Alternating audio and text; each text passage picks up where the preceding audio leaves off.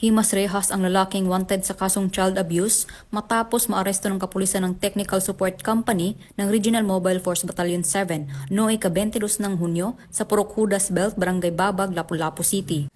Kinilala ni Police Lieutenant Colonel Paterno L. Dumondon Jr., Force Commander ng RMFB-7, ang sospek na si alias Hiyong, 22 anyos, residente ng Purok Nangka, Lumoy, Kinalumsan, Barangay Gubob, Lapu-Lapu City, Cebu. Batay sa ulat, bandang 1:26 ng madaling araw nang isinagawa ng kapulisan ang operasyon na nagresulta sa pagkaaresto ng sospek sa bisa ng warrant of arrest para sa kasong paglabag sa RA 7610 o Child Abuse Law.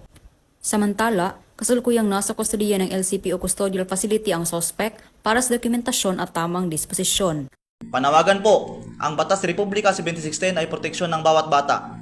Ito'y laban sa pang-aabuso, pagsasamantala at diskriminasyon. Huwag natin hayaan na may bata na masaktan o mawalan ng pag-asa.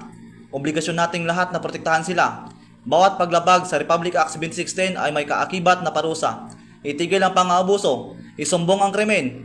Tumawag lamang sa 911 at kami ay dadating sa 5 minuto.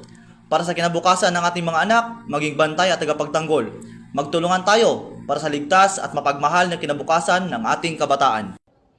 Mula dito sa Central Visayas, ako ang inyong Police News Network Correspondent, Patrolwoman Flora May Asares, alagad ng batas, tagataguyod ng balitang pulis.